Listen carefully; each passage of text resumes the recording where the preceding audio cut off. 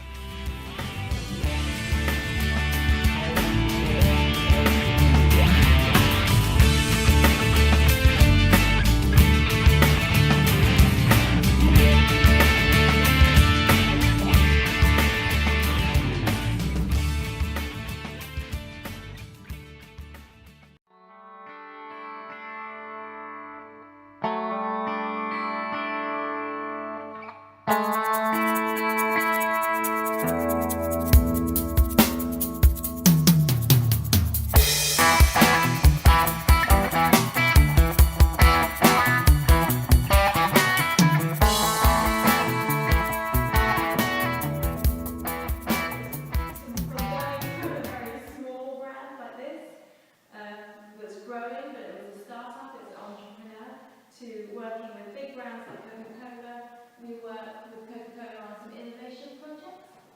So innovation means when they want to do kind of behave in ways that reinforce their brand, but make them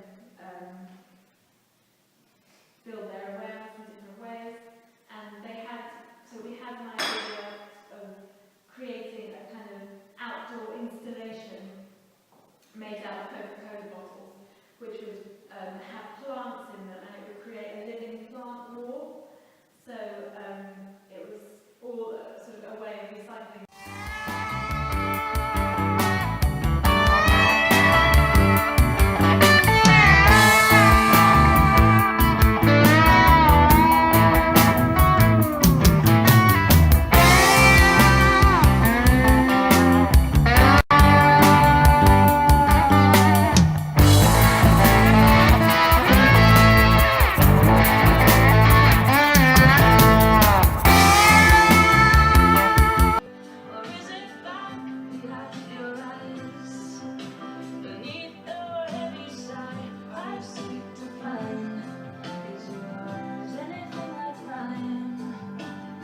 So I had very thorough training in being able to photograph everything, and very early on, a lady called at the time called Lady Diana came on the scene, and when I finished working at Camera Press, I would get in my car and drive down to her flat near South Kensington, and take photographs of her whenever she went shopping.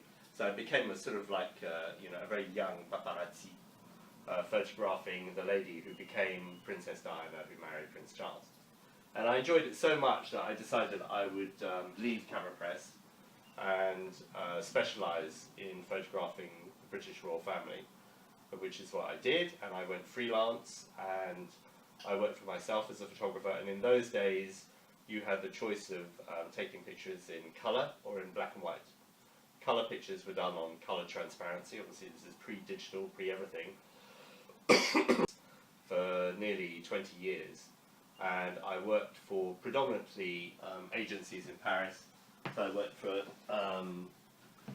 lots of agencies in Paris. Keystone Agency, which doesn't exist anymore, Sipa Press, Sigma, Gamma, all these different agencies. Now, a lot of those have gone now because of the internet and because of digital. In those days, you could sell an exclusive picture for a lot of money. I mean, a lot of money. You could end up making probably £1 million or £2 million out of a great picture. You could make a fortune out of it, so much so that you could stop working and then just retire. So I did that. I followed the royals for about 20 years.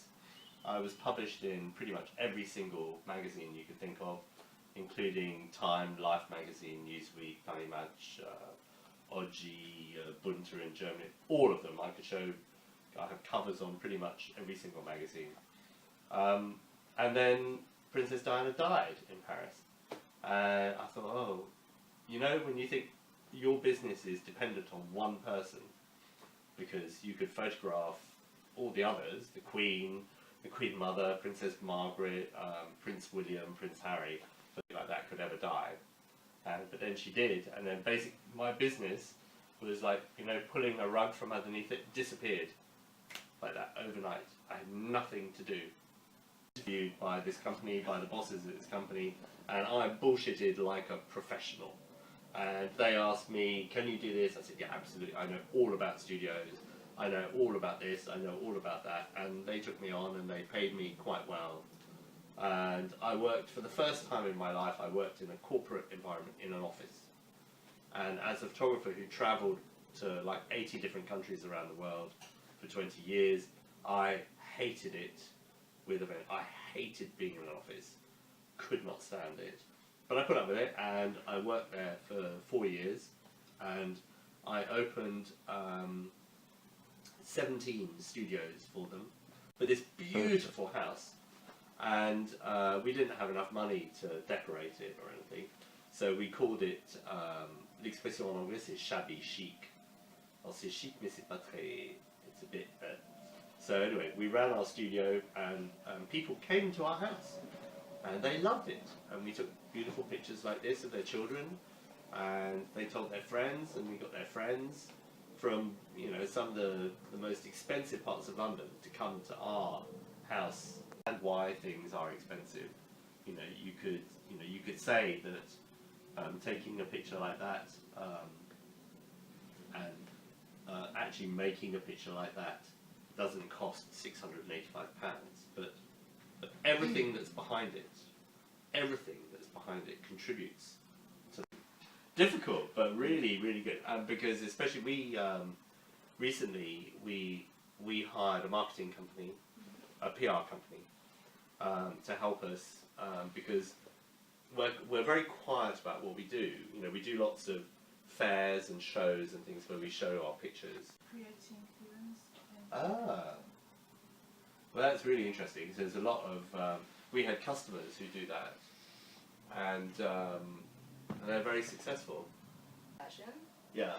but now that I've seen some different things with the appointments, I'm not sure anymore. So I want to work in tourism, Yeah. digital marketing, maybe things like what you're doing. So Yeah.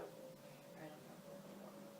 Mm. But I think I want to work like in public relations or marketing for sure.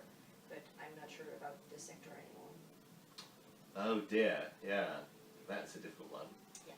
Oh, I don't know what to suggest. I can't really suggest anything. It's up to you. Yeah, I don't know. Ouais. Mais après, il y a plein de trucs à faire. Mais ça serait quoi comme bar? Un bar très cool ou bien un bar ordinaire pour tout le monde? Soit, après, ça dépend. Moi, ce que je voulais faire, c'était du chic, mais pas trop chic parce que c'est. Mademoiselle Magali. Magali, qu'est-ce que tu veux I faire? would like to work in marketing. Oh, another marketing. Yes. We don't think it's easy or anything, do you? Compliqué. Et trouver une façon de le faire, ça vous donne quelque chose à vendre. Parce que la plupart des gens avec qui on travaille ici, avec qui on prend des photos, and they would rather buy something than have to go out and do it themselves. So if you can find something that you do, whatever it may be, it applies to anything.